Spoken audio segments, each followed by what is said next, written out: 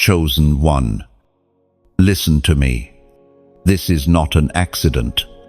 Heaven has paused everything around you to release this word into your spirit. You are not like the rest. You were never meant to blend in. You are God's chosen, one, marked, appointed, and separated. And right now, your destiny is shifting. The ground beneath your feet is not breaking to bury you, it is breaking to free you. The shaking in your life is not destruction, it is construction. Everything is being rearranged so that heaven's design can finally take form. God is moving. Chosen one. But here's the truth. Not everyone feels it.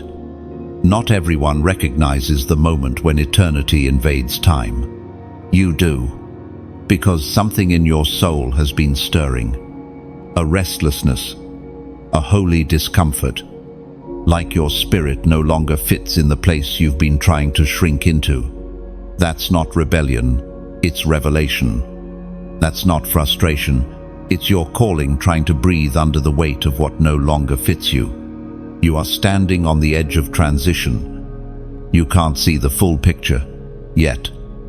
But trust me, God is not asking you to leap without a net. He is asking you to walk with faith. The shift in your life is not just emotional, it's prophetic. The people who left you, the places that lost their peace, the plans that crumbled in your hands, it was all divine. It didn't happen to you. It happened for you. Because where you're going, those things can't follow. Hear me. Chosen one, what's familiar is not always what's faithful. Some of the comfort zones you built were actually cages in disguise. And now the Lion of Judah is roaring not to scare you, but to wake you. You were not born to be passive. You were not called to survive. You were appointed to reign. You've been sensing it, haven't you? The conversations that no longer stir your spirit, the friends that feel more like friction than fellowship, the environments that used to excite you now only exhaust you. This isn't burnout, it's transformation. Your spirit is maturing, and your soul is being elevated. Don't mourn what's fading, celebrate what's forming. The Word of God declares in the book of Psalms, chapter 23, verse 4, "Even though I walk through the valley of death's shadow, I will fear no evil. For you are with me, your rod and your staff, they comfort me." Chosen one. Do you know what that means?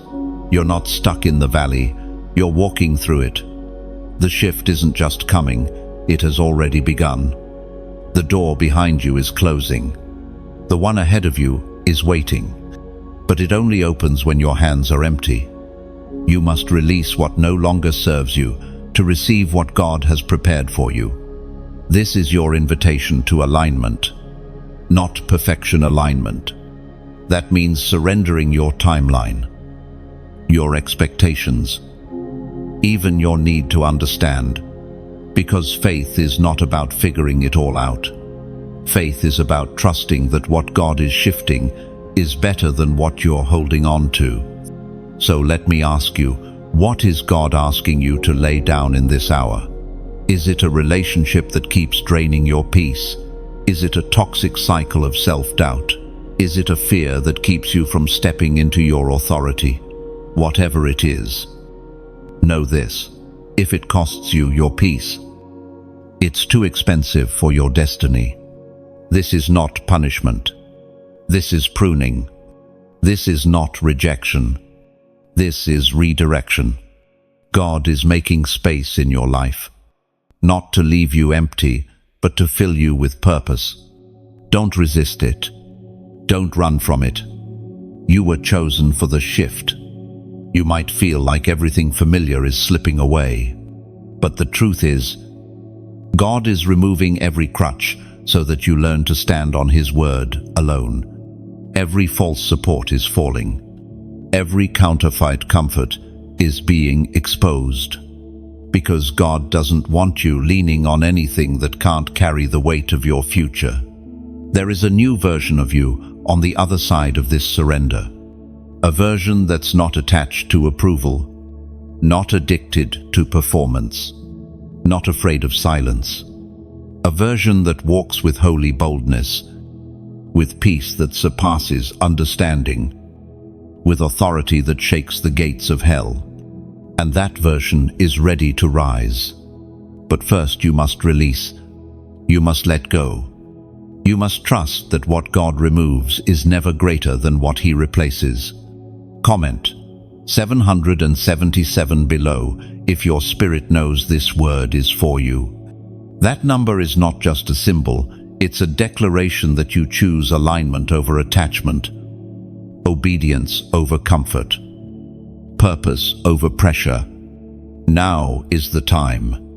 Not tomorrow, not next week. Now. Like, share, and subscribe so this word can reach another chosen one who's on the edge of their shift. We are in this together. The oil on your life is rare, and your time has come. You've been wondering why things had to break the way they did. Why the season that once brought you joy suddenly turned bitter. Why the hands you once trusted began to tremble. Why the voices you leaned on went silent when you needed them most. And you've questioned, even in the stillness of your heart, God, why did it have to fall apart like this? But the truth, chosen one, is this. The breaking was never to destroy you. It was to prepare you. You are not being punished. You are being positioned. There are moments in the life of the chosen when heaven's plan doesn't align with human comfort.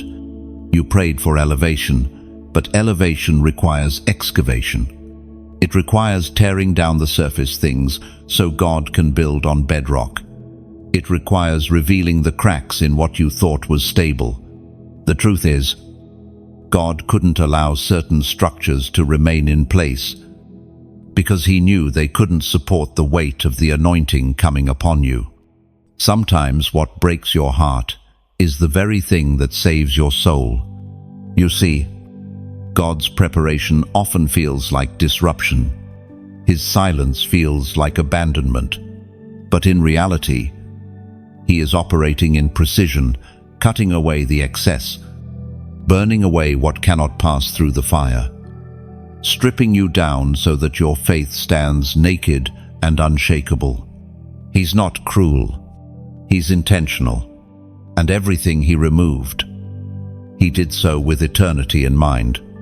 Your wilderness wasn't a detour, it was a proving ground. It was the place where your prayers became war cries, where your dependence on people gave way to your dependence on Him, where your worship stopped being emotional and started becoming sacrificial. That breaking wasn't the end, it was your beginning. The weight of being chosen is real. It costs more. It hurts more. It's stretched deeper, because your call isn't common. Your process isn't ordinary. You are not here to live a surface life. You are being shaped for depth, for legacy, for nations. That means there will be seasons where no one claps for you, where no one understands you, where you walk alone carrying promises only heaven remembers. But heaven has not forgotten you. Heaven has marked you. Don't curse the breaking. Don't despise the silence.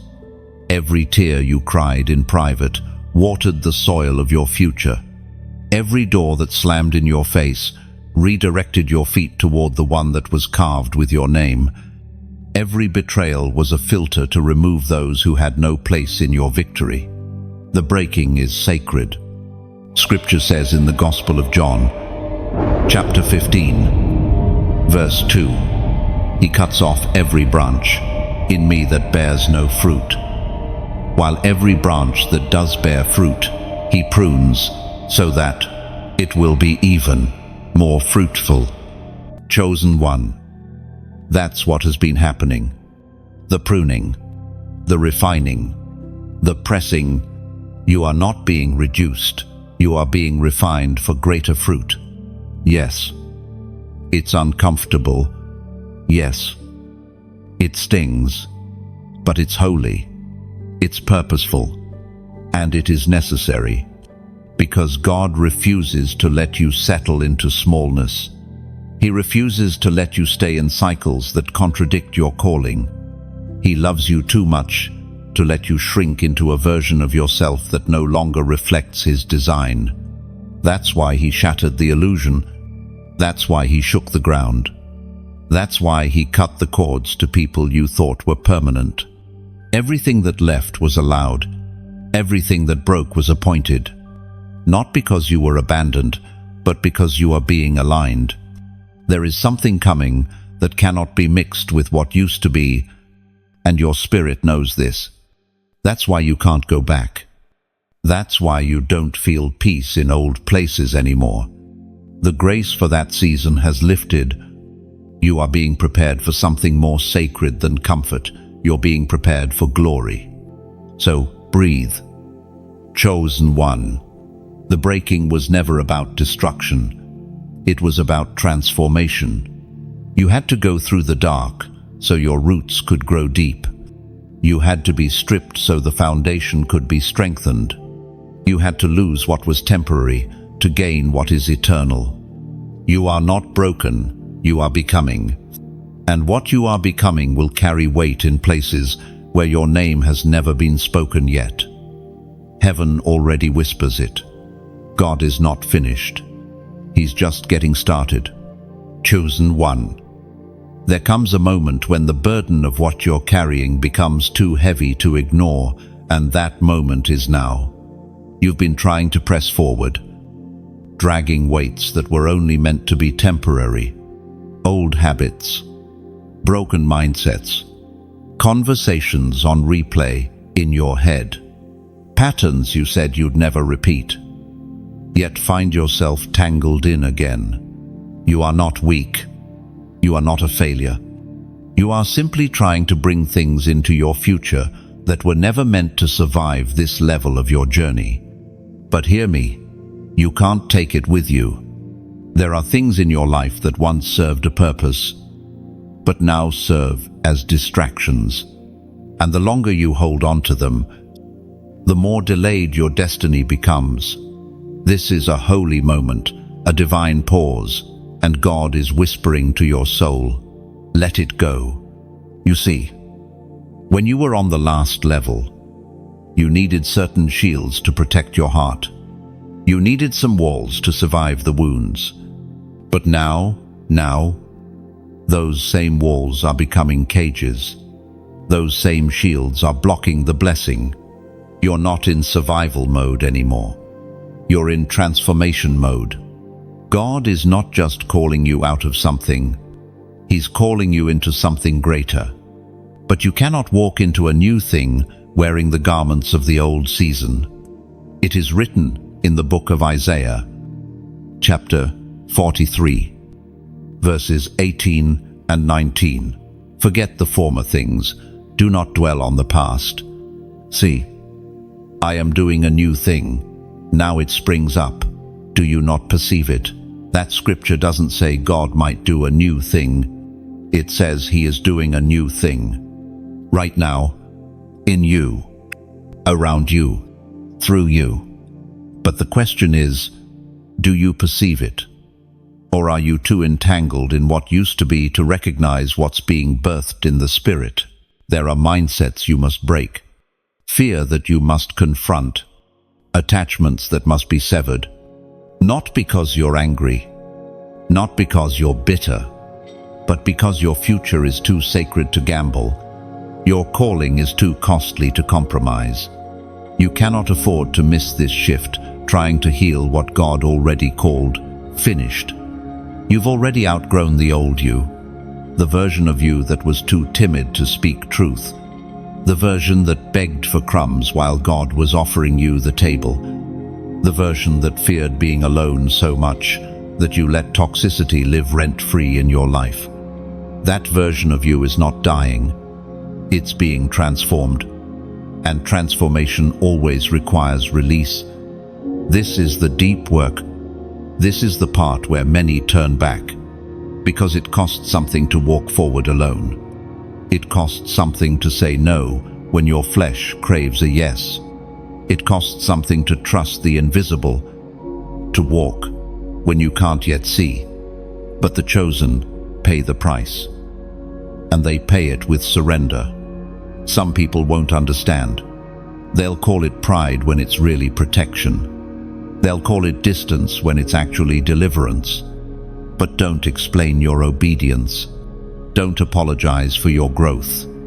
You were never meant to be understood by everyone. You were meant to obey the voice of one. Letting go isn't weakness. It's warfare. It's choosing peace over performance, purpose over popularity, calling over comfort. And the heavens take notice every time you choose obedience in the face of fear. There is a new atmosphere forming around you, and it cannot be polluted by old cycles. You're not walking in circles anymore.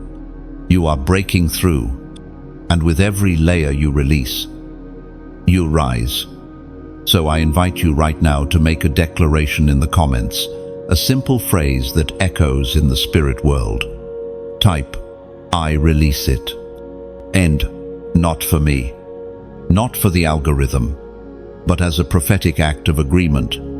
When you type those 3 words, you're not just saying them, you're sealing them. You're telling heaven, I'm done dragging what you never told me to carry. You're telling your soul, I trust God enough to walk away from what doesn't serve me anymore. You're telling the enemy, you no longer have leverage in this area of my life. Chosen one, release it. Let go of the apology you never received. Let go of the identity others forced on you.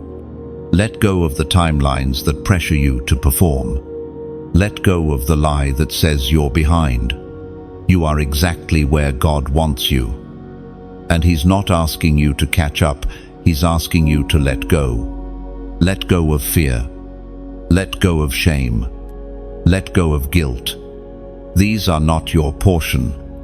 Let go of false assignments. Just because you can carry it doesn't mean you should. You were made for something higher. This is your moment of alignment. One act of surrender can reroute an entire destiny. You're not late. You're not forgotten. You are positioned for divine impact. Type, I release it. And let heaven do what only heaven can. There's a pattern in your life you've started to notice. Things rise, then suddenly fall. Opportunities show up, but slip through your fingers. Peace finds you for a moment, only to be stolen by the next wave of chaos. You've asked yourself, why does this keep happening? You've prayed, fasted, stayed faithful, and still the shaking doesn't stop. And deep within, you've begun to wonder if something is wrong with you. But I'm here to tell you, there is nothing wrong with you. What you're feeling is not failure. It's divine disruption. Heaven is interrupting your life not to punish you, but to realign you. What feels like instability is actually the mercy of God dismantling every counterfeit structure you've unknowingly leaned on. Because if He allowed things to keep functioning out of order, your soul would settle for less than your destiny. There is something sacred in disruption. God does not break routine unless the routine is leading you to ruin. He does not strip comfort unless comfort has become a cage. And He never removes something unless He intends to replace it with something greater, though not always immediately. And not always in ways you expect. Think back. Chosen one. Think about the doors that closed before you were ready. The relationships that cracked wide open before you saw it coming. The financial storms. The sudden relocations. The uneasiness in places you once found joy. All of it. None of it random, none of it wasted. Divine disruption is the mark of a God who refuses to let you drift into destruction. God loves you too much to allow you to stay where your spirit is being suffocated. In the book of Hebrews, chapter 12, verse 27, we find this truth. The words, once more, indicate the removing of what can be shaken, that is, created things so that what cannot be shaken may remain. That's what this moment is.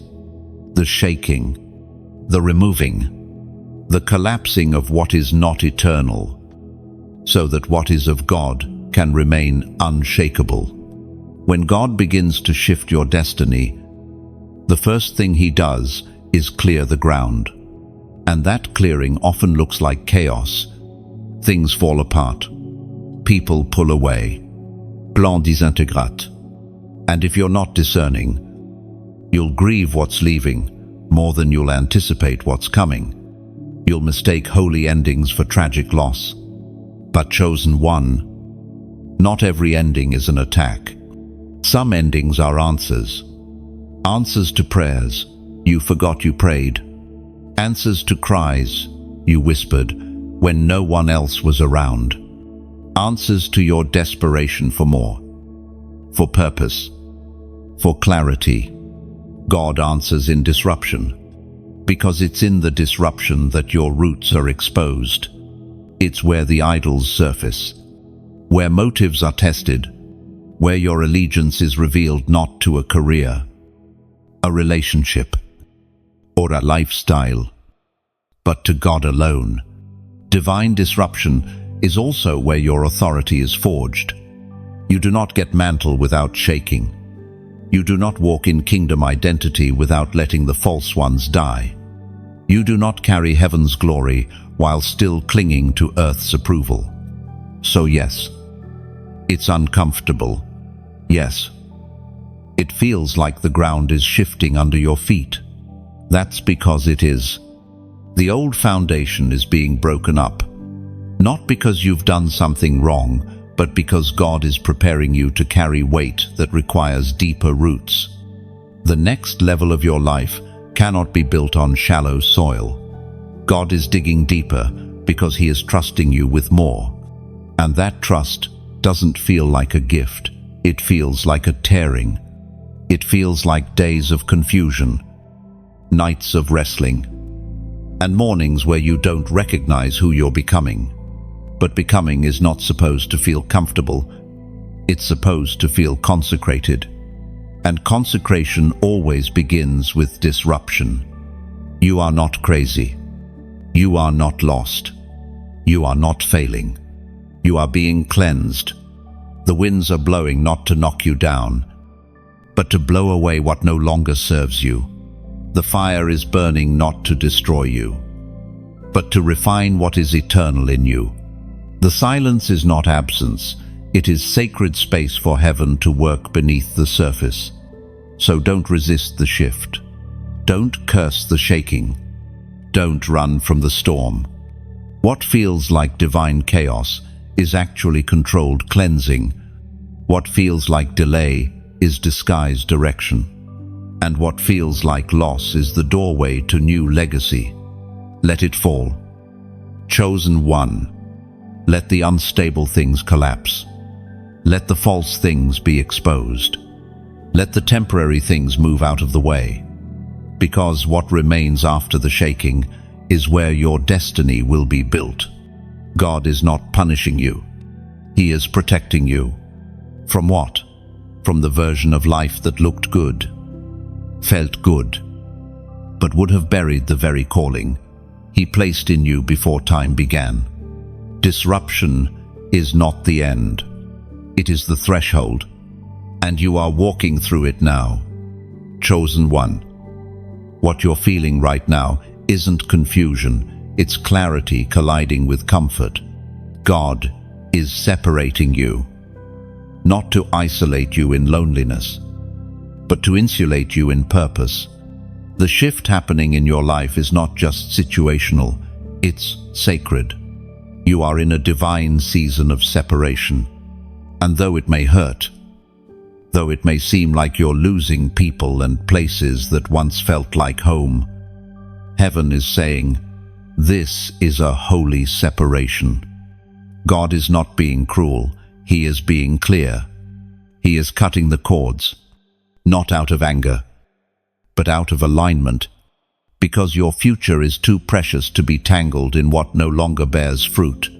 You've noticed it, haven't you? The calls are fewer, the texts colder. The ones who once said, forever, have gone silent. But hear me, their exit is not your failure, it's your freedom. You've been praying for elevation. But elevation always demands separation. Before Joseph was promoted to the palace, he was removed from the circle that could not carry his dream. Before David became king, he had to flee the place that once applauded him. Before Jesus stepped into his greatest glory, he was left alone in Gethsemane. You are not cursed, you are being consecrated. The people walking away from you, they're not evil, they're just expired. They were assigned to your then, not your next. They were part of the story, but not part of the legacy. And the truth is, if they could walk away now, they were never meant to stand with you in the fire to come. You don't need more loyalty, you need more discernment. God is pruning your life, not to leave you empty, but to make room for the fruitful connections that match your assignment, because where He is taking you, casual companionship will not sustain you. Surface-level conversations won't feed you. You need voices that stir your spirit. People who challenge your character. Relationships that carry presence, not just presence on your phone, but presence in the Spirit. It was proclaimed in the second letter to Timothy, chapter 1, verse 7. For God has not given us a spirit of fear, but of power, of love, and of a sound mind. No. So why fear being alone, when what God is doing in solitude is strengthening your spirit? Chosen one. The breaking of old bonds isn't punishment, it's placement. God is placing you in spaces where your voice matters, where your gift is not just seen, but received. He's surrounding you with those who don't compete with you, but call out the best in you. He's aligning you with those who carry similar oil, those who know the cost of the call and walk in it without compromise. But here's the challenge. You must trust the pruning. You must resist the urge to go back to what's familiar just because it's easy. Growth is never comfortable. It will stretch your emotions, test your loyalty, and require decisions you never thought you'd have to make. But every tear, every goodbye, every awkward silence is God rearranging the room of your life, removing what distracts so you can make space for what develops. Don't mourn what God has moved. Don't beg for what's fading. Heaven is too intentional to make a mistake with your relationships. If someone left, it wasn't by chance. If a door closed, it wasn't random. God saw what you couldn't, heard what you didn't, and knew what your destiny required. And right here, in this moment of truth, I want to pause and speak not just as a voice in your ear, but as a companion on your journey. If this word is confirming something deep in your spirit, something you didn't have language for until now, I invite you to stay connected. Like this message, not just to acknowledge it, but as an act of agreement. Share it with someone who needs to hear that their separation is sacred, not shameful. And if you haven't already, subscribe so that every time heaven gives a fresh word, you don't miss it. We are building a community of chosen ones, those who are willing to walk the narrow road with power, with purpose, and with purity. No, you are not alone, and no, you're not misunderstood. You are simply ahead of your season. That's what happens when God moves you before He moves everyone else around you. You're not late, you're early. Early to obedience, early to surrender, early to glory. So let the pruning continue. Let the silence become sanctuary. Let the loneliness turn into listening, because in this space of separation, your spirit is being rewired. Your discernment is being sharpened. Your authority is being established. God is not just removing people, He is removing distractions. He is removing weights. He is removing noise, so that when you rise from this moment, you won't just have clarity, you'll have fire. Let them go. Let it fall away. And lift your eyes. Your help is not leaving. Your help is arriving. Chosen one. There's a holy urgency in the atmosphere. Not fear, not panics, but urgency, the kind that heaven breathes when something sacred is shifting beneath the surface. You can feel it in your spirit, even if you can't explain it in words. You've been walking through your days knowing something is different. The old desires don't satisfy. The old circles don't fit. The old language doesn't carry the same power. That's because the Spirit of God is pulling you forward away from imitation and into transformation. This is your moment to decide. Will you delay what God is trying to deliver? There are some things that must be released now. Not next week. Not when it feels easier. Not when everything makes sense. Now, this is the hour where delay becomes danger. The longer you hold on to what God is calling you to drop, the more tangled your spirit becomes in things that cannot cross into your next season. You already know what it is. That weight, that voice, that cycle, that habit. It keeps coming back, trying to look harmless. But it's not harmless, it's a thief of time, a thief of purpose, a thief of intimacy with God. And the longer you tolerate it, the more it trains you to live beneath your authority. You were never created to blend in with the background of complacency. You are chosen to disrupt darkness. You are chosen to carry light into shadows. You are chosen to carry the fire of holiness in a generation that calls compromise normal. But here's the truth. Destiny doesn't wait on hesitation. In the book of Joshua, chapter 24, verse 15, we read the famous declaration, "But if serving the Lord seems undesirable to you, then choose for yourselves this day whom you will serve. But as for me and my household, we will serve the Lord." And choose this day. That's not poetry. That's a command, because the window of grace is a gift. But it is not guaranteed to stay open forever. There is a time to wrestle, but there's also a time to obey. There is a time to wait, but there's also a time to move. You are in the now season, and heaven is watching what you do next. Don't confuse God's mercy with permission to procrastinate. Some of you are still entertaining what God has called you to crucify. You're still negotiating with sin. You should be starving. Still keeping the door cracked for relationships He told you to close. Still trying to manage your comfort while pretending to walk in full surrender.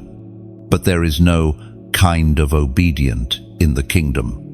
Delayed obedience is disobedience. And what you refuse to release will eventually resist your calling. You've asked for clarity. This is it. This is the word you've been praying for. This is the push your spirit has needed. Not to condemn you, but to awaken you. Because if you don't move now, you'll carry the weight of today into the promise of tomorrow, and the promise cannot thrive in polluted soil. This isn't about behavior management. This is about heart posture. Are you still holding on to something because you think God can't give you better? Are you still staying where it's safe because you're afraid of the stretch? Are you still bound to what's familiar because the unknown terrifies you more than the dysfunction you've learned to tolerate? Chosen one. Let it go. Lay it down, not because you have all the answers, but because you trust the one who does. You may not see what's on the other side of this surrender, but you can be certain it's better than the bondage you're clinging to. God has never asked for blind obedience. He asks for faith. And faith doesn't always feel easy. Sometimes it feels like leaping into the dark. But the truth is, it's not dark, it's divine. So right now, as a prophetic declaration, I want you to pause and comment the number 444. Why 444? Because biblically and spiritually, 4 is the number of establishment. It's the number of foundation, north, south, east, west. It speaks of completion in direction, of structure being formed, of God placing your feet in the right position to build what He has called you to carry. Commenting 444 is saying, Lord, establish me, align me. I choose your structure over my comfort. I choose your timing over my delay. Don't just feel this word. Respond to it. There's a deeper place waiting for you. But it starts with surrender, not partial, full, not next month.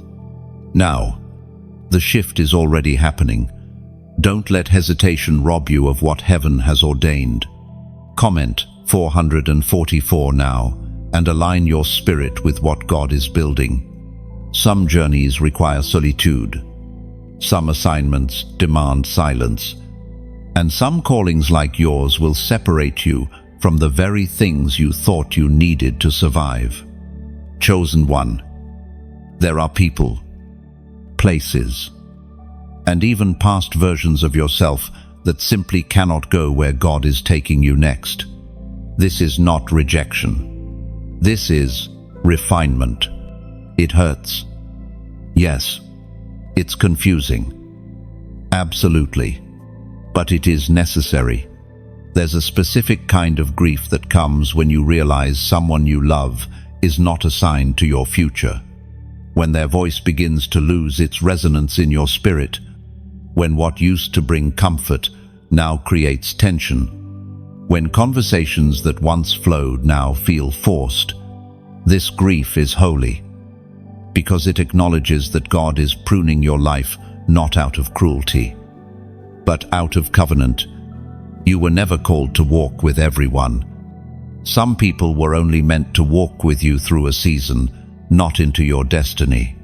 They helped build the hallway, but they're not permitted into the next room. And if you try to drag expired connections into sacred spaces, you'll pollute what God is trying to purify. Letting go isn't about bitterness. It's about obedience. You're not casting people aside, you're following the cloud.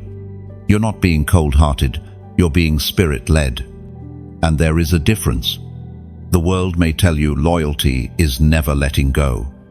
But heaven says loyalty is obeying God, even when it costs you connection. True loyalty is vertical before it's horizontal. God sees what you don't. He hears conversations you weren't invited to. He discerns motives you can't perceive. And because your calling is too critical, He will not allow people with the wrong heart posture to remain attached to your elevation. The Apostle Paul warned in his first letter to the Corinthians, chapter 15, verse 33, "Bad company corrupts good character." End quote. That's not just a warning, that's protection. God is not exposing others to shame them, He's exposing them to save you. And the ones He removes, may not even be evil. Some are just not equipped to handle the weight of your anointing. The vision on your life will feel offensive to those who've settled for survival. The hunger in your soul will convict those who've chosen comfort over calling. The deeper you go with God, the more you'll notice who can't breathe at that altitude. It's not personal, it's prophetic. And if you're honest, you've already seen the signs, the distance, the passive comments, the subtle mockery of your faith, the absence when you needed their presence the most.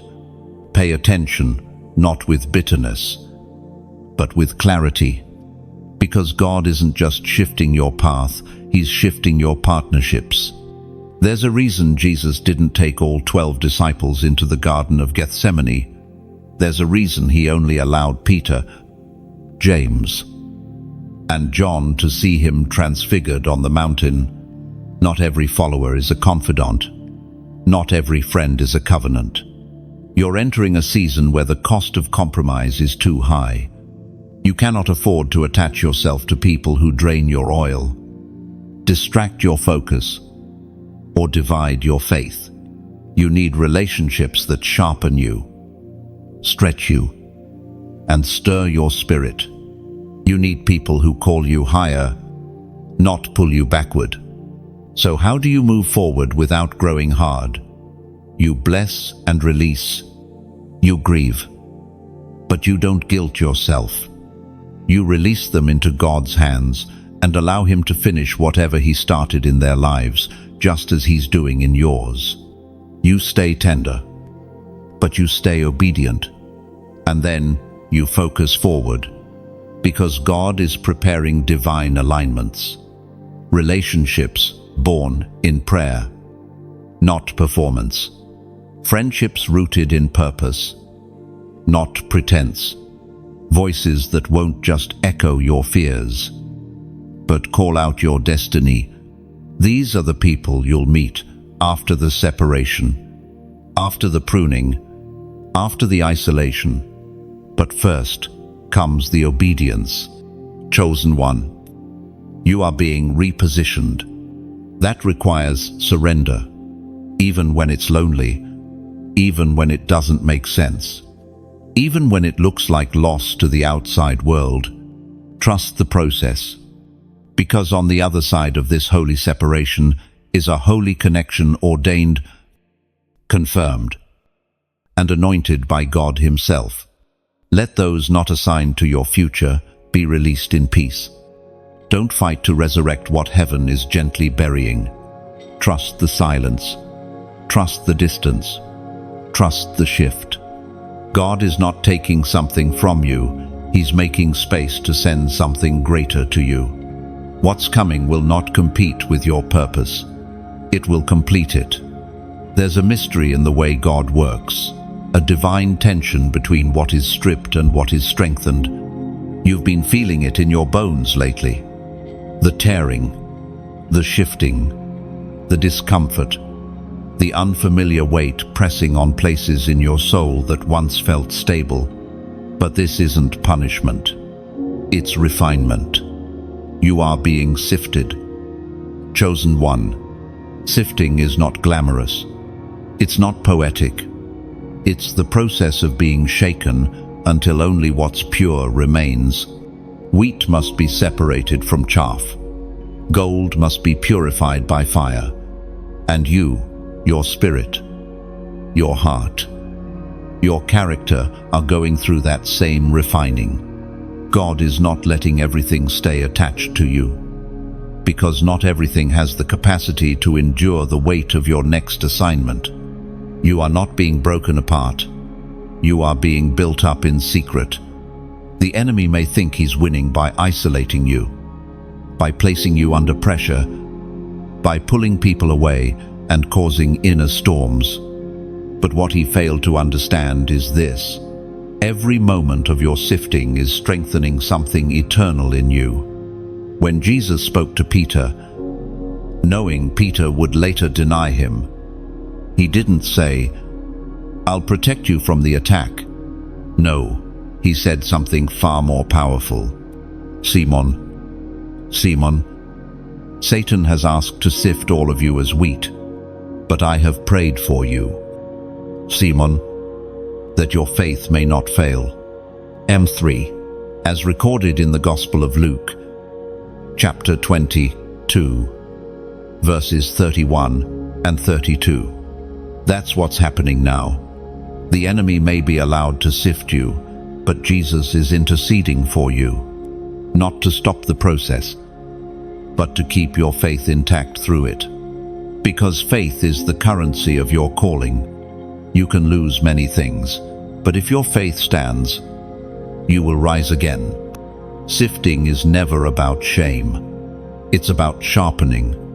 You've been learning to rely on what's eternal when everything temporal begins to fail. You've been forced to dig deeper, to seek God, not just in the loud moments of worship, but in the quiet war zones of your mind. That's not weakness. That's strengthening. You've been stretched in silence, stretched in the dark, and though no one may see it, heaven sees it. Heaven honors it. The tears you cried didn't go unnoticed. The nights you stayed on your knees, the mornings you rose still trembling, but chose to walk forward, that was strength. The enemy hoped your spirit would snap. Instead, it rooted itself deeper. He hoped your isolation would harden you. Instead, it purified you. Sifting pulls away what's surface, what's temporary, what's performative, what's religious but not righteous. It exposes what you lean on, that is not God. It reveals the props and the masks. And when the shaking ends, only truth remains. That is what God is after in you, truth in the innermost places, not the appearance of strength, but strength born from surrender, not the language of faith, but faith proven in pressure. And chosen one, you are passing through this fire, not to be consumed, but to be clarified. You've wondered, why now? Why all at once? Because your next level cannot be built on illusions. Your calling demands integrity, not just ability. What God is forming in you through this sifting is spiritual authority, authority that does not bend under pressure, authority that speaks and things shift, authority born not from applause but from altar. And only those who endure the sifting can walk in that kind of weight. So if the pressure feels heavy, it's because your mantle is great. If the sifting feels endless, it's because the treasure inside you is worth guarding. God doesn't refine what He won't use. He doesn't test what He hasn't already chosen. The shaking is not a sign of disqualification. It's confirmation that you are being prepared for something greater than you imagined. Stand firm.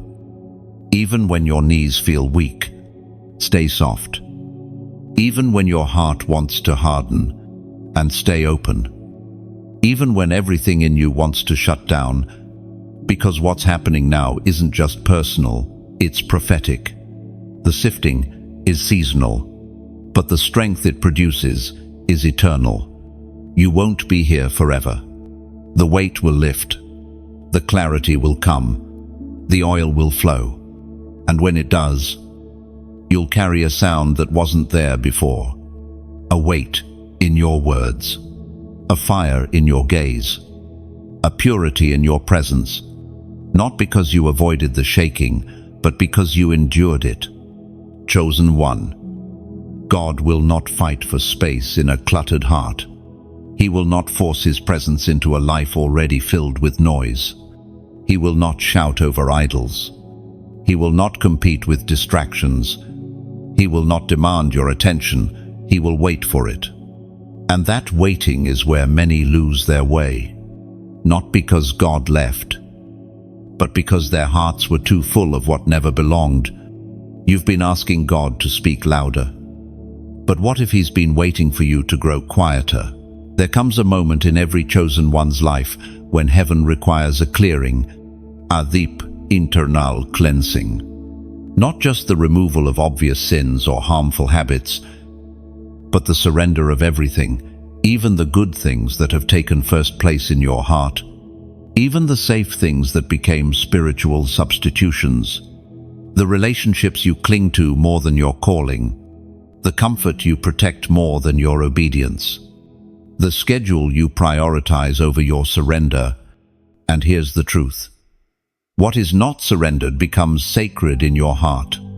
It becomes an idol, even if it's something good. And God, in His mercy, will remove anything that steals worship from Him, even if it means breaking what you built. He is not after part of you, He is after all of you. It is written in the book of Exodus, chapter 20, verse 3, "You shall have no other gods before me." This is not about external behaviors, it's about heart posture. Have you made room for Him, or have you fit Him into the leftover spaces of your life? Has your prayer life become an afterthought? Has worship become a habit rather than a hunger? Are you seeking His face, or just His hand? These are not questions of condemnation. They are questions of alignment. And right now, heaven is calling you into radical realignment, because God will not share the throne of your heart. That's why the silence has felt loud lately. That's why the things that once satisfied now feel empty. That's why your spirit has been restless, because He is calling you back to the secret place, to the sacred space where your heart is uncluttered, your motives are pure, and your soul is still. You don't need more noise. You need more nearness. The enemy wants to fill your life with almost breakthroughs, almost clarity, almost freedom.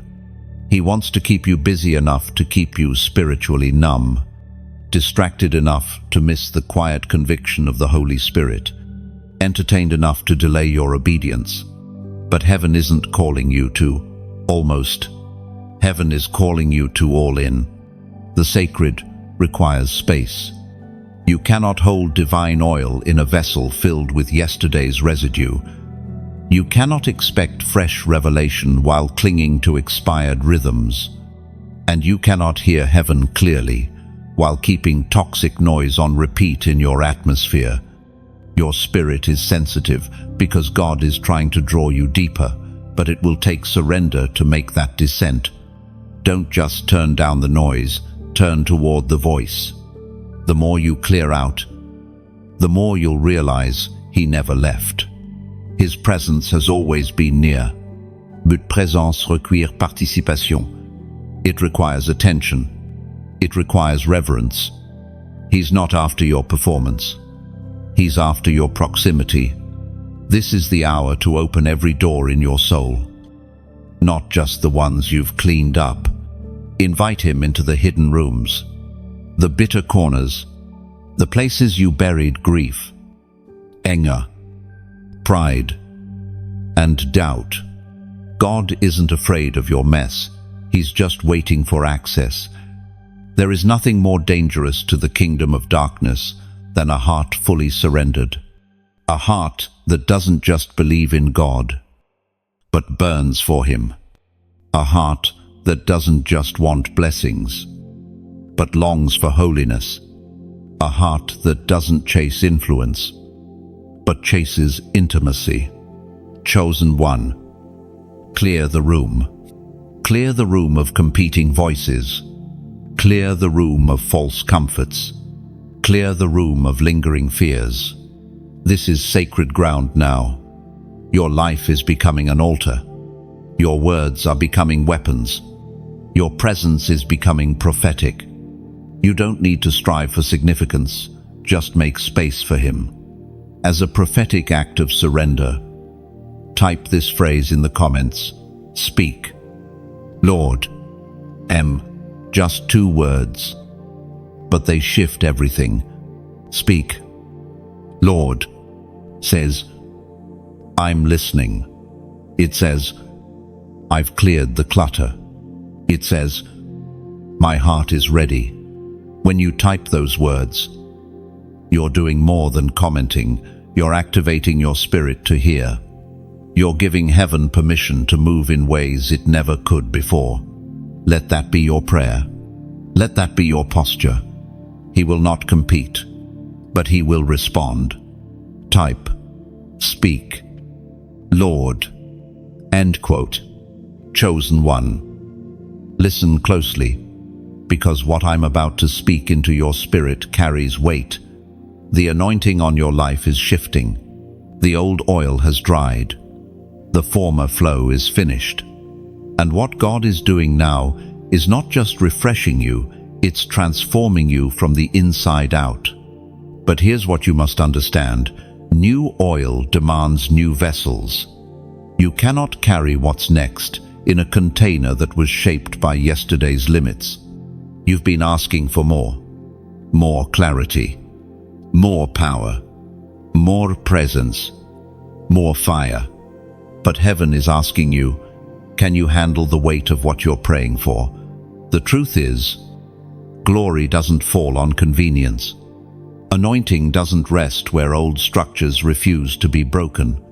Before God pours out fresh oil, he first requires a vessel that has been emptied, humbled, surrendered, and made new. You don't just need a new blessing, you need a new wineskin.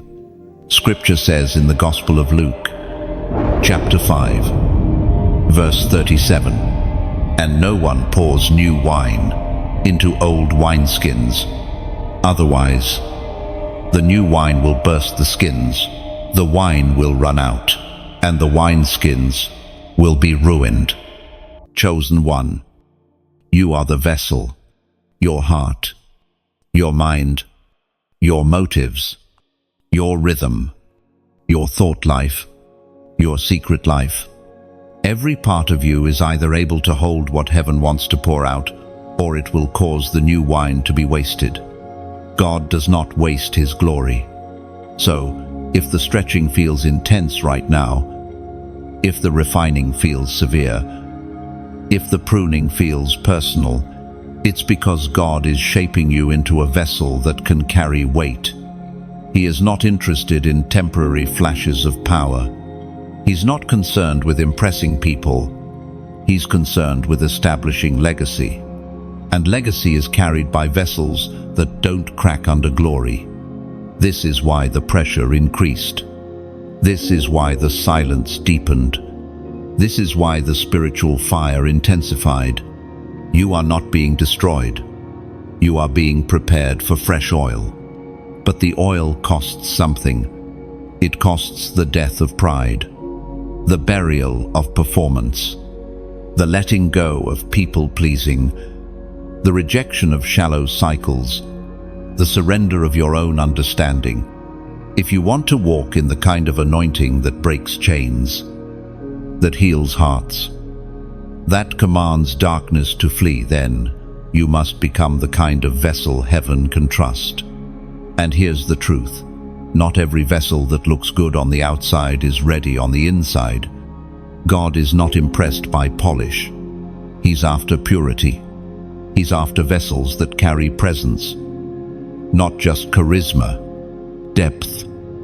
Not just influence, authority. Not just attention. Chosen one. If you feel like you've been hidden lately, it's not rejection, it's protection. God often pulls his chosen away from the spotlight, not to punish them, but to prepare them. The deeper the oil, the longer the crushing, the greater the call, the more precise the process. And you, beloved, are in the middle of that holy shaping. Heaven is not done with you, it's just now beginning. So be willing to become new. Be willing to unlearn the old patterns. Be willing to be reshaped in the secret place. Be willing to start over, if needed. Because when heaven pours, you don't want to leak. You don't want to carry glory in a cracked vessel. You want to be whole, ready, and positioned. And when that moment comes, when the oil begins to pour over your life in ways you've never seen, everything will change. The words you speak will carry weight. The prayers you pray will release power. The atmosphere you walk into will shift. Not because of who you are, but because of whose you are, and because you've made yourself ready to be used. So don't despise the season of reshaping. Don't resist the discomfort. Don't fight the silence. It's working for you, not against you. Heaven is crafting something in you that can't be taught. It must be formed. And if this word confirms what you've been sensing deep within, if you feel the Spirit tugging at your soul, don't walk away silently. Like this message as an act of agreement. Share it with someone who's being remade in the hidden place. Subscribe to stay aligned with every fresh word from the throne room. This is more than content, it's a call. And you're not just watching, you're being activated. Chosen one. The vessel is changing. The oil is coming. And your assignment is shifting from potential to power. Let God finish the work. This is your exodus. Not a metaphor, not a symbolic idea, a real, spiritual migration out of what once held you captive. Chosen one. You are not just being delivered from something, you are being sent into something. And with every step you take forward, you are declaring, I refuse to die in the wilderness when God has promised me Canaan. You have wandered long enough. You've cried long enough. You've adapted to dysfunction for too long. Now the cloud is moving. The fire is leading. And it's time to follow. But here's the truth. Your freedom will cost you. You're familiar. Egypt is more than a place. It's a mindset, a memory, a pattern, a system that taught you how to survive without freedom, how to function in chains, how to expect disappointment instead of promise. And though God broke the chains, you must now choose to walk away from the comfort they once offered. Don't let your feet walk out of what your heart is still loyal to. This is why so many never make it to promise. Because the wilderness exposes what Egypt planted. In the wilderness, there are no distractions, just you and your patterns. No applause, just obedience. No crutches, just the voice of God. You've seen it before. People delivered but still bound. Freed but still small in their thinking. Anointed but afraid of risk. That cannot be your story. You must not only leave the place of bondage, you must unlearn the mindset it left in you. You are no longer a slave. In the book of Exodus, chapter 14, verse 13, Moses spoke a word that echoes through the ages. Do not be afraid. Stand firm, and you will see the deliverance the Lord will bring you today. Mbai. That's not just history. That's your now. God is not asking you to perform. He's asking you to stand. He's not asking you to fix everything. He's asking you to trust Him as He parts the waters before you. But first, He will make sure you no longer mistake captivity for safety. Chosen one. You can't keep looking back. You can't keep romanticizing what God rescued you from. You can't keep returning to places where your identity was tolerated, but never celebrated. You are crossing over, not just in location, but in identity. You are leaving behind what was and stepping into what is. But this crossing will require clarity. You must settle in your spirit that not everyone who started with you will finish with you. Just as some in Israel longed to return to Egypt when the wilderness became uncomfortable, Some voices in your life may call you backward, not because they're evil, but because they fear the unknown more than they hunger for promise. Don't look back. Don't answer calls that try to bring you back into cycles you already escaped. Don't entertain conversations rooted in doubt, fear, or bondage. The sea has already opened your job. Now is to walk. This walk will cost you. It will cost your pride, your need for control, your desire to be understood, your addiction to certainty. But in exchange, it will give you something no one can take: identity, purpose, clarity, joy not rooted in conditions, peace that passes all understanding.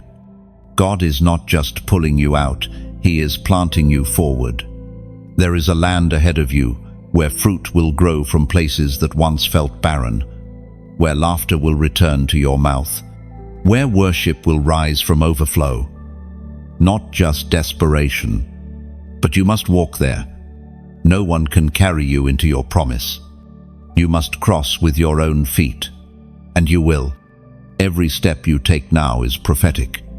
Every move you make in obedience pushes back the darkness that tried to claim your story. Every quiet yes to God is a blow to the enemy's plans.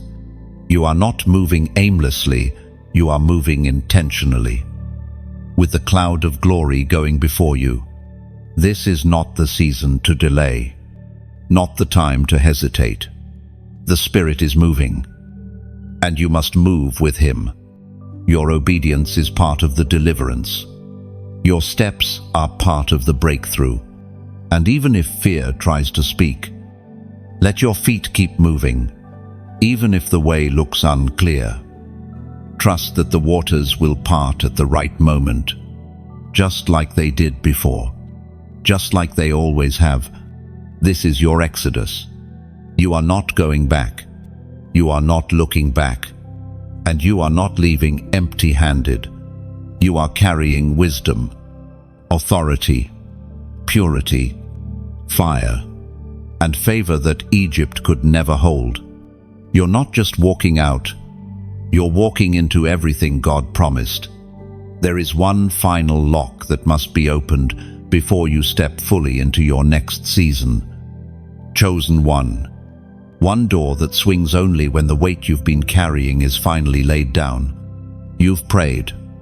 You've fasted. You've let go of people. You've surrendered places. But this part goes deeper. Because this is not about what's around you. This is about what's in you. God is calling you to release resentment. Not just the obvious anger, not just the memory you rehearse in your mind. He's calling you to release the subtle bitterness, the quiet offense that still whispers when you see their name. The ache in your chest when you remember how they left. The questions you never got answers to. That pain has become familiar. And though you hate it, you've learned to live with it. But heaven is saying, you cannot take this into your promise. Resentment is not just a feeling. It's a spiritual toxin. It clings to your soul, silences your discernment, and contaminates your decisions. It may not show on your face, but it echoes in your prayers. It leaks into your faith. It even changes the way you hear God. When bitterness sits in the heart, it distorts every voice, even His. And here's the sobering truth. What you refuse to release will eventually restrict you. You are not being punished. You are being purified. Because there's no space for contaminated oil in a holy vessel. God will not pour fresh glory where old grudges still live. Not because He's withholding, because He's holy. It was proclaimed in the Gospel of Matthew, chapter 6.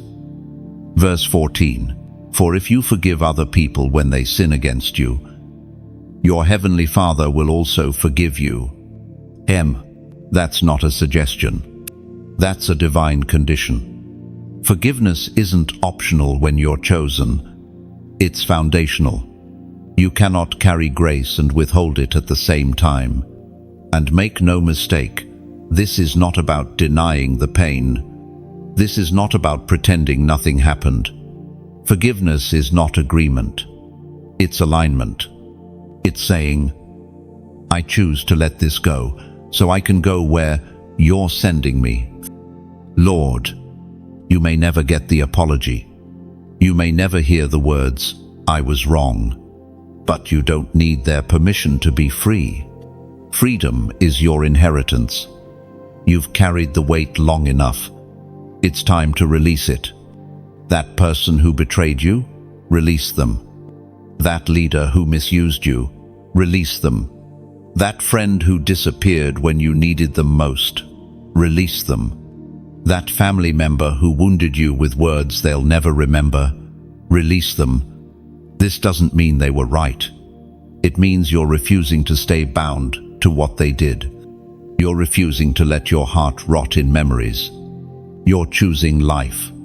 You're choosing peace. You're choosing alignment. Because resentment is a thief. It steals your rest, your worship, your clarity, your boldness, your ability to love without walls. But when you release it, truly release it, your capacity for joy multiplies, your authority increases, your discernment sharpens, your worship deepens, and the presence of God rushes into every space that bitterness once occupied. This is why the warfare around your emotions has been so intense. The enemy knows that a clean heart is a powerful heart. He knows that a healed spirit is an unstoppable weapon. He knows that when you release what wounded you, you also release what's been delaying you. You are not weak for feeling it, but you are stronger for choosing to release it. Chosen one. This is a holy moment. A crossroads. You can carry the offense, or you can carry the glory, but you cannot carry both. So right now, as a prophetic act of surrender, I want you to pause and type the number 555 in the comments. Why 555? Because 5 is the number of grace, and this 555 declaration means this: I receive grace to release, grace to heal, and grace to rise. It's not just a number, it's a spiritual signal. When you type it, you're not just responding to a message, you're stepping into a moment. You're saying, I won't let bitterness bury what God is trying to birth. Type 555 now, not for me, but for your future, for your freedom, for your healing. This is the sound of chains breaking, not with noise, but with choice. You are not carrying this into the next season. You are not dragging the weight of yesterday into the promise of tomorrow. God is shifting your heart just as much as He's shifting your circumstances. The release is real. The breakthrough is already in motion. Let go. For real. This time, type 555 and leave it behind. Chosen one. You may not see it yet, but your steps are already being guided into rooms where your name has been spoken in your absence. Not by chance, not by influence, by divine orchestration. This is the season where God is repositioning you for glory. What does that mean? It means the silence had a strategy. The wilderness had a purpose. The delay was not denial. It was divine preparation. You thought you were being overlooked, but heaven was building something in you, too heavy for shallow places. And now, as you continue to obey, the shift is happening. Quietly, powerfully, precisely. The door won't open because of who you know. It will open because of who you've become in the secret place. No spotlight, No platform, just presence, just process, just surrender. You see, man promotes based on performance, but God promotes based on purity. This isn't about being the loudest voice or the most connected. It's about walking in such alignment with heaven that doors respond to your anointing, not your name. That your reputation in the Spirit precedes your reputation in the world. This is how God works with His chosen ones.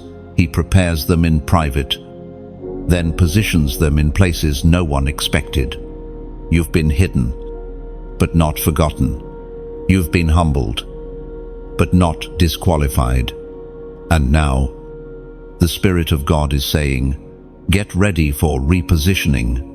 This repositioning will not always come with applause. In fact, it may come with increased tension, because elevation often brings exposure, not just of you, but of everything around you. When God begins to move you, it reveals who can walk with you and who was only assigned to your waiting room. Let them fall away in peace. You're not being rude. You're being real. The weight on your life requires a tribe that can carry it, not question it. And yet, this repositioning is not about status. It's about assignment. It's not to boost your ego. It's to fulfill your mandate. God is sending you into places where the atmosphere will shift just because you showed up. Not because you're loud, but because you're aligned. Because you carry the residue of intimacy with God. Because you've said yes in the dark so many times. Now, your mere presence breaks chains. It was written in the book of Proverbs, chapter 18, verse 16. A man's gift makes room for him and brings him before great men. You won't have to force your way in. You won't have to manipulate your path. The oil on your life will draw the right rooms to you. The favor on your obedience will move people's hearts without you even speaking. And when you arrive, you won't need to prove yourself. You'll simply be who God called you to be. Chosen one. Your gift is not what you do. Your gift is who you are when you walk in surrender. That's what makes room. That's what God honors. That's what shifts atmospheres. And that's what He's now using to reposition you. So, don't be surprised when old doors shut. Don't be shaken when familiar circles fade. God's movement is not always loud, but it's always intentional. And when He repositions you, everything changes. The way you speak, the way you hear, the way you pray, the way you discern. Because you're not functioning from insecurity anymore, you're operating from identity. This is what the fire was for. This is why you couldn't quit. Why you couldn't conform. Why you couldn't stay hidden forever. Heaven had marked you for such a time as this. And now, as you step forward, things will accelerate. But don't chase the momentum. Stay planted in obedience. Because what God is building in your life is not temporary, it's sustainable, it's generational, and it's protected by His hand. Some won't understand the sudden shift. Let them misunderstand. Your life is not a PR campaign, it's a prophetic move. God doesn't need your timeline, He needs your trust. And He's proven that you can be trusted in the wilderness. Now He's trusting you with weight. This next season is not about striving, it's about standing.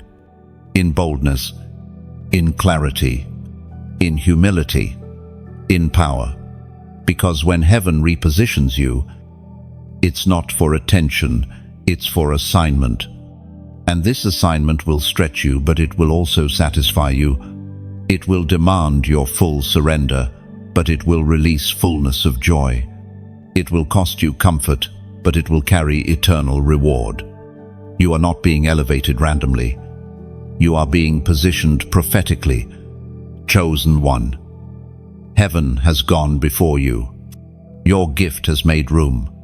Now, walk in, not as a stranger, but as a son, not as an intruder, but as an inheritor. Not every closed door is the enemy at work. Some doors shut because heaven sealed them, not out of cruelty, but out of mercy. Not to deny you, but to protect what's sacred within you. Chosen one. What felt like rejection was actually divine redirection. You begged for that door to stay open. You prayed for that person to stay. You fought for that opportunity to flourish. But in time, it crumbled, it collapsed, it vanished, and all that was left was confusion, pain, silence. You wondered if you did something wrong, if you missed a step, misheard God, or somehow disappointed heaven. But the truth is far more comforting than that. God closed that door on purpose. There are things you wanted that He didn't allow because He sees the full picture, the timing, the heart motives, the unseen traps, the spiritual weight that your soul wasn't ready to carry yet. And so, in His goodness, He blocked it, because He would rather you be disappointed in the moment than destroyed in the future. He is a father first. And a good father doesn't just give his children what they want, he gives them what they need, when they're ready to carry it. So stop mourning what didn't open. Stop staring at the locked door as if God abandoned you. He didn't. He intervened. And the longer you sit in front of a door that has been shut, the more time you spend delaying the one He's actually opening. You see, in heaven's economy, protection often looks like pain. We think a blessing always feels good, always looks like gain. But many of God's blessings come disguised as closed paths, denied access, blocked opportunities. Because He knows what you do not. He hears what you haven't. And He goes where you haven't walked yet.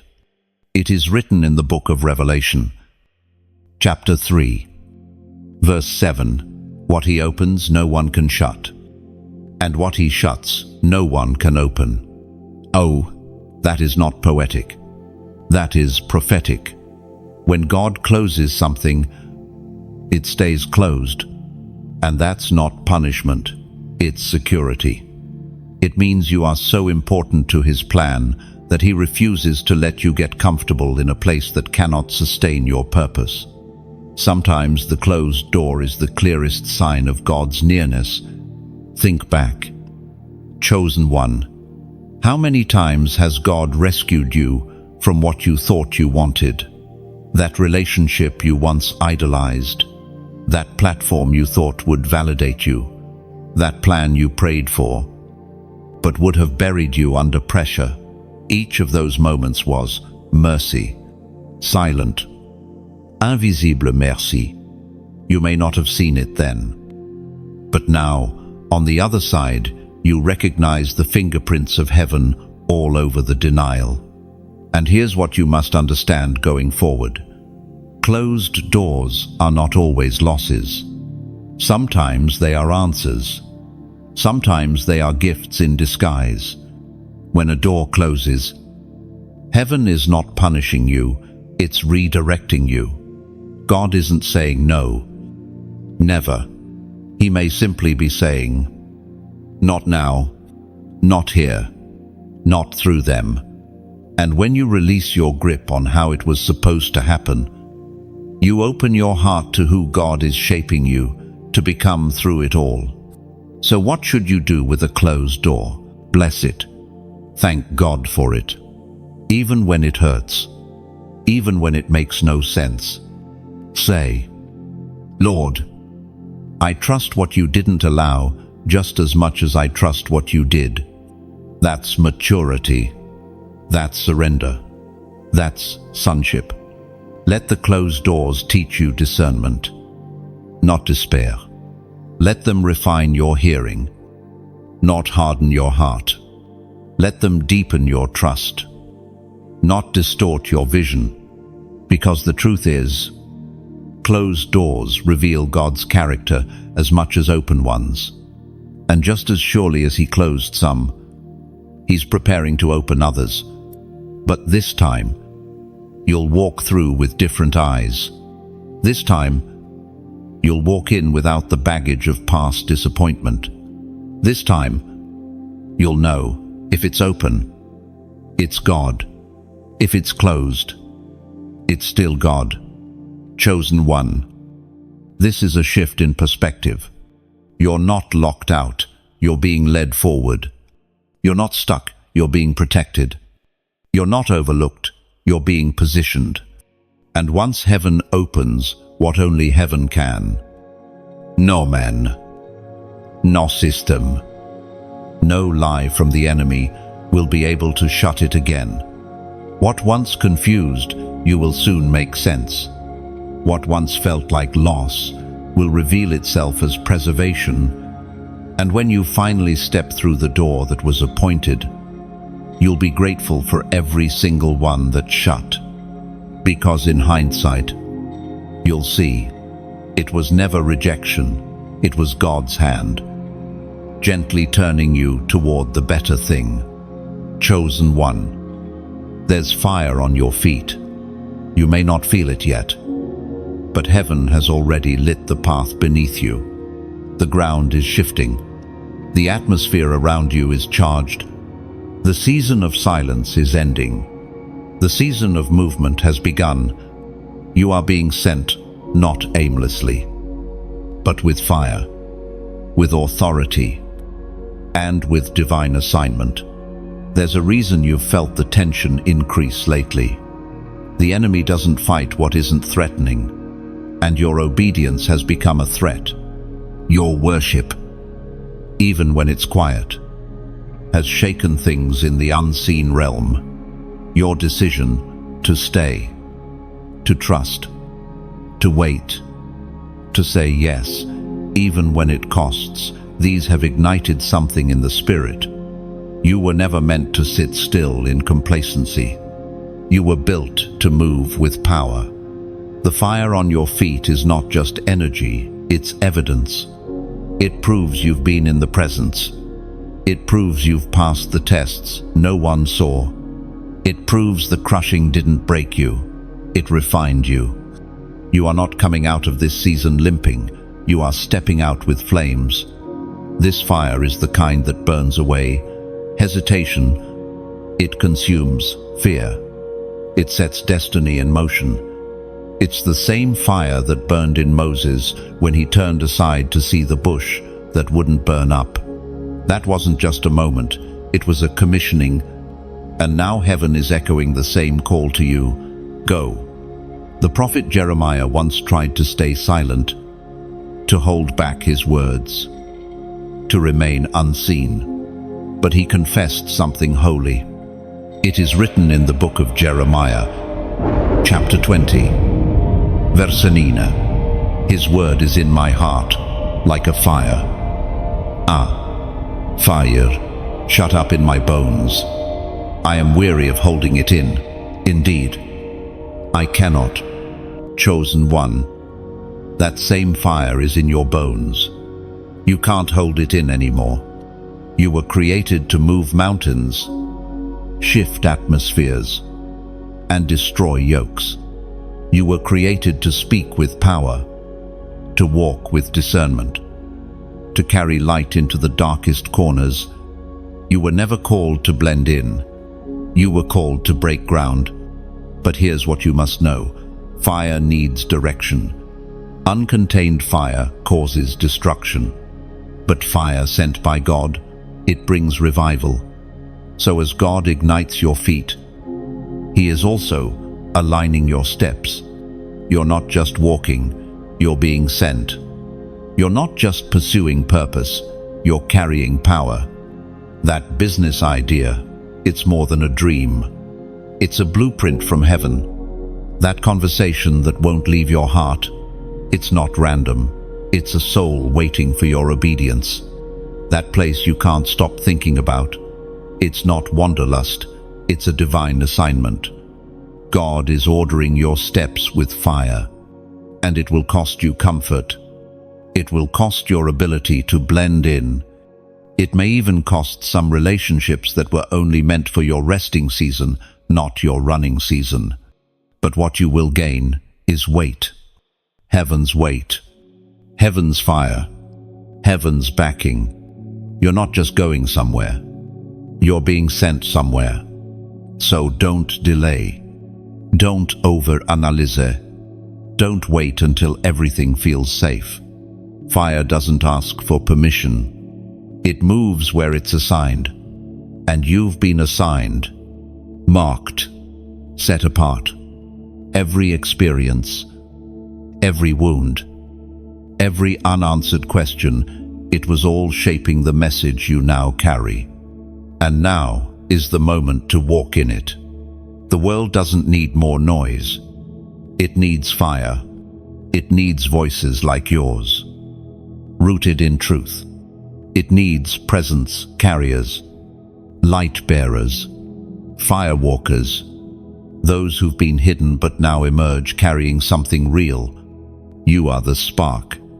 And if you feel this word in your spirit, if it resonates in the deep place of your calling, don't just scroll past.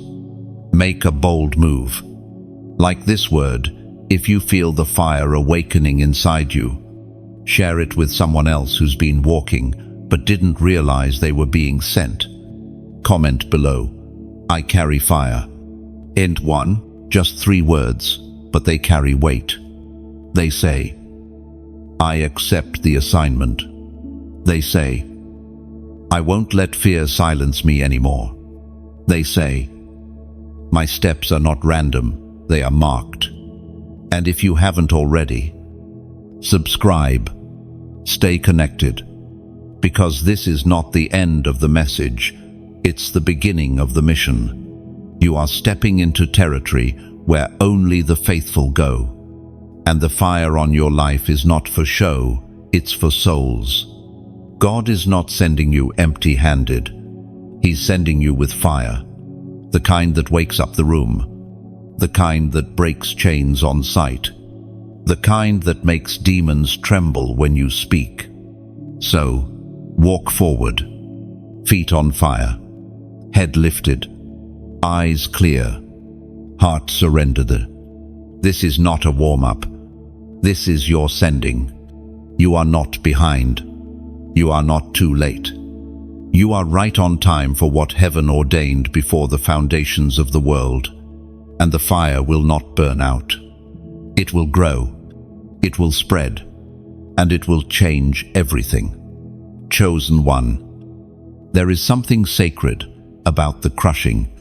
Something holy in the weight that tried to break you, but only revealed what was truly inside you. This was never just about survival. This was never just about endurance. This was about authority. Heaven has crowned you through the crushing cup. You've walked through fire, but the fire did not consume you. You've endured betrayal, but it didn't destroy your identity. You faced silence, isolation, confusion, and loss. And yet, here you are, breathing, worshipping, walking, stronger, wiser, purified. You carry more than scars.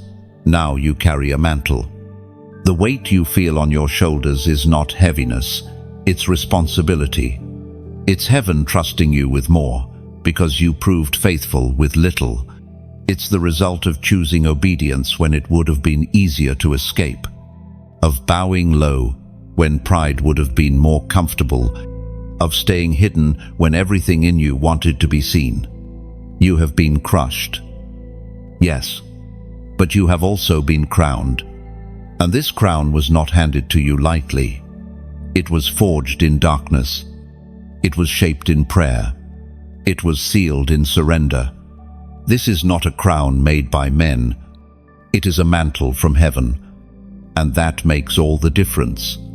It is written in the second letter to Timothy, chapter 4, verse 7 through 8. I have fought the good fight. I have finished the race. I have kept the faith. Now there is in store for me the crown of righteousness, which the Lord will award. You didn't fight for applause. You fought for purity. You didn't run to be seen. You ran to obey. And you didn't keep faith because it was easy. You kept it because you're chosen. This is why the warfare intensified. The enemy doesn't attack what isn't dangerous. He doesn't resist what isn't rising. He saw the crown long before you felt its weight. That's why he tried to make you give up during the crushing. Because he knew what you didn't, that your crushing was the evidence of your crowning. Chosen one, heaven has watched you suffer well. That doesn't mean you didn't cry. It doesn't mean you didn't struggle. It means you stayed. You stayed faithful. You stayed surrendered. You stayed rooted when others ran. You stayed on your face when everything else was screaming for your pride to rise. That posture is what heaven responds to. That posture is why you are walking out of the fire with more than survival. You are walking out with glory. You see, the crushing is not the end, it's the qualification. It means your heart has been tested, your motives refined, your vision purified. And now, God can trust you with what would have destroyed you had He given it to you too early. The mantle is not a reward. It's a responsibility. It is the call to carry weight for others, to pray when no one claps, to lead when no one sees, to speak truth even when it costs. You are not just walking into rooms with revelation, you are walking in with residue from the crushing, and people will feel it. That's what separates the anointed from the performative. That's what marks the called from the casual. It's not how loud they are. It's the oil they carry. And oil only comes from pressure. So, if you're still asking, why did it have to happen that way? Here's your answer. Because the crown you carry could not have been formed without it. You couldn't have learned the weight of intercession without weeping. You couldn't have spoken with such authority if you hadn't learned to stay silent under pressure. You couldn't carry power until you first embraced humility. Heaven wasn't rushing your process, it was protecting your authority. And now, something has shifted. You feel it. You no longer need to prove your worth. You no longer have to strive to be heard. The crushing has made you stable. The fire has made you fearless. The silence has made you sensitive. And the process has made you pure. The crown sits on your life, not because of how loud you were, but because of how low you were willing to go, and the world may never fully understand what it cost you. That's okay. It's not for them to understand. It's for heaven to recognize, and heaven sees it. Heaven honors it. Heaven has crowned you not for a stage, but for service. Not for power, but for purpose. So stand tall, but stay low. Walk in confidence, but keep your heart soft. Wear the crown, but carry the towel, because you have been crowned through the crushing, and that is the most dangerous, beautiful kind of authority there is. Chosen one. The shift is now. Not tomorrow, not someday, not after everything makes sense. Now, heaven has already moved. The weight in the Spirit has already turned. You're not waiting for it, it's waiting for you. The call is no longer coming, it has already come. And now, you must walk forward and do not turn around. You have passed through the fire. You have been tested in secret.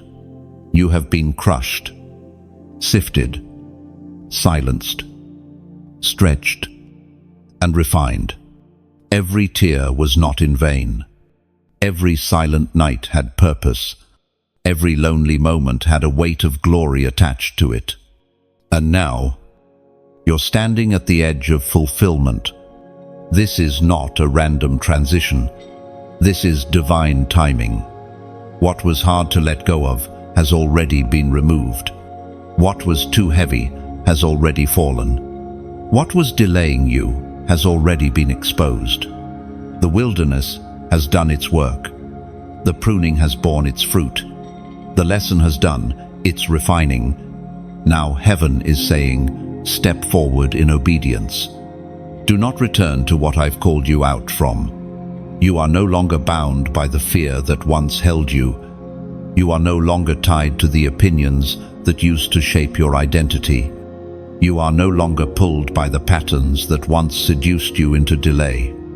You are free, and you are ready.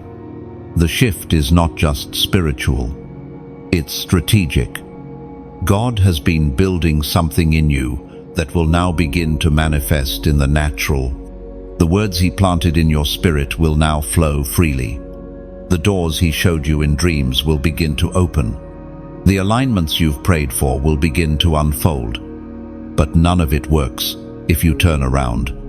Don't look back, not even for a moment. The season behind you is over. The chapter is closed, not because it didn't matter, but because it served its purpose. There is nothing left for you in that old place. The pain that shaped you has no more authority. The wounds that humbled you have now healed. The shadows that chased you no longer hold dominion. It was written in the book of Isaiah, chapter 43, verses 18 and 19. Forget the former things, do not dwell on the past. See, I am doing a new thing, now it springs up, do you not perceive it? The shift is already springing up around you. You're not waiting for confirmation. You are the confirmation. Your spirit feels the change in the air. The atmosphere is no longer the same. And the reason is because you're no longer the same. You've been transformed, not just informed. You've been converted, not just convicted. You've become someone who walks differently, prays differently, listens differently, carries presence differently. That's why the old things no longer attract you. That's why compromise feels heavier now. That's why delay no longer feels tolerable. God has shifted your standard, and now you must shift your steps. Move like someone who knows they've been chosen. Speak like someone who knows they've been trusted. Walk like someone who knows they've been sent. The fear is gone. The doubt is dead. The time is now. But understand this, now doesn't mean easy. It means immediate. It means intentional. It means surrendered. You are not stepping into comfort. You are stepping into confrontation. Not with people, but with destiny, with purpose, with assignment. The kind that demands all of you. The kind that leaves no room for divided allegiance. You've been marked, not by accident, but by heaven's own decree. You are no longer wandering. You are being released. Don't bring old habits into this new place. Don't bring small thinking into this large room. Don't bring hesitant prayers into a bold season. God has waited for this moment. Heaven has watched for this alignment. And now that it's here, there is only one response. Move. Leave the past at the altar. Let your steps declare what your lips have been too afraid to say. Let your decisions confirm what your spirit already knows. You've been anointed for this hour, and the only thing left to do is walk. You don't need another sign. You don't need another word. You don't need another confirmation. You need movement. The shift is now. The veil has lifted. The doors have unlocked. The oil is flowing. The fire is ready. And the world is waiting not for your perfection, but for your obedience. So go, with clarity, with power, with holiness, with love. Go, and do not turn around.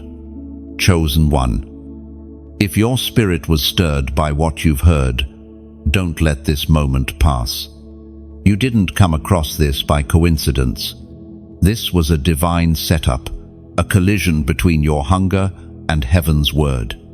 And now that the word has been planted, your response is the water that makes it grow. You've been entrusted with revelation. You've received confirmation. You've heard heaven's call through every section, every sentence, every whisper in your soul. But don't just feel it, move in it.